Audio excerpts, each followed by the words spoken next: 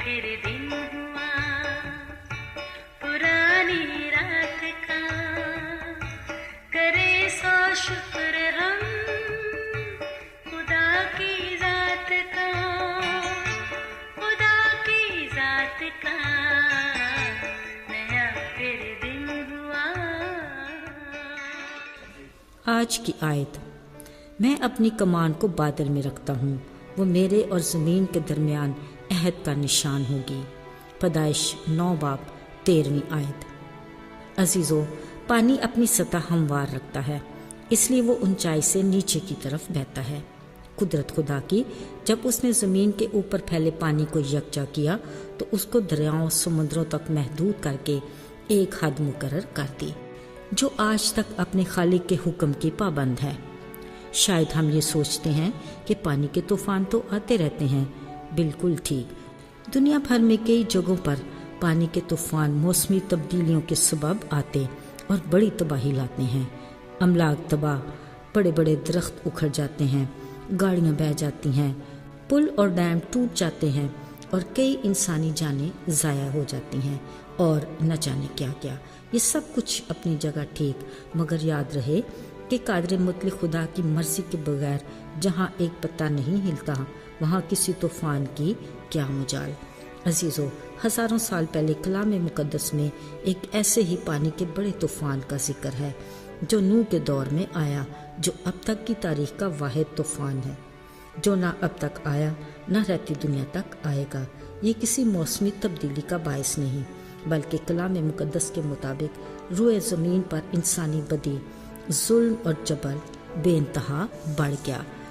جس نے خدا کے قہر کو دعوت دی، اس کا دل انسان کو پیدا کرنے سے ملول ہوا، سو اس نے ارادہ کیا کہ انسان کے ساتھ ہر جاندار چیز، حیوان، رینگنے والے جانور، پرندے چرندے، سب کو نیست و نابود کر دے گا۔ اگرچہ خالق خدا کا اپنی مخلوق کے لیے یہ سب کچھ آسان نہیں تھا، مگر جب اس نے نگاہ کی تو صرف نوح مقبول ہوا۔ لہٰذا اسے ساری منصوبہ بندی کے بعد نوح کو اس سے آگاہ کیا اور ایک پورا ڈیزائن دے کر اسے گوبر کی لکڑی کی کشتی بنانے کا حکم دیا۔ عزیزو، وسیع پیمانے پر اس پلاننگ کو منظم خدا نے نوح کے لیے نہایت آسان بنایا۔ کہا، تو اور تیرا گھرانہ، یعنی تیری بیوی، 3 بیٹے اور ان کی تینوں بیویوں کے علاوہ سب جانداروں کے نر و مادہ کے 2 جوڑے اور پاک جانوروں کے نر مادہ کے ساتھ 7 جوڑے تیرے پاس آئیں گے، تو ان سب کے لیے کھانا بھی جمع کر لینا، مگر باقی میں سب کو پانی کے بڑے طوفان سے تباہ و برباد کر دوں گا۔ سو نوح نے ویسا ہی کیا جیسا خدا نے اسے کہا تھا۔ عزیزو، نوح اس تیاری کے دوران ضرور سوچ کر خدا کا شکریہ ادا کرتا ہوگا کہ خدا نے اس پر اور اس کے گھرانے پر رحم کیا۔ اور پھر جب تیاری مکمل ہوئی، کلام مقدس میں لکھا ہے کہ سمندر کے سوتے پھوٹ نکلے، آسمان کی کھڑکیاں کھل گئیں اور 40 دن رات بارش ہوتی رہی، یہاں تک کہ پانی پہاڑ کی چوٹیوں سے بھی اوپر جا پہنچا، چاروں طرف پانی ہی پانی۔ یوں زمین اپنی پہلی حالت کو جا پہنچی۔ عزیزو، پھر خدا کے مقررہ وقت اور حکم پر کشتی کا دروازہ کھلا اور نوح اور اس کے گھرانے اور جو کچھ کشتی میں تھا ایک نئی زندگی کے ساتھ کشتی سے باہر آیا۔ نوح نے خدا کے لیے مذبح بنا کر سوختنی قربانیاں گزرانی۔ خدا نے اس کی راحت انگیز خوشبو لے کر اس کی شکر گزاری کو قبول کیا اور انہیں پھر سے برکت دے کر کہا، پھلو بڑھو اور زمین کو معمور کر دو۔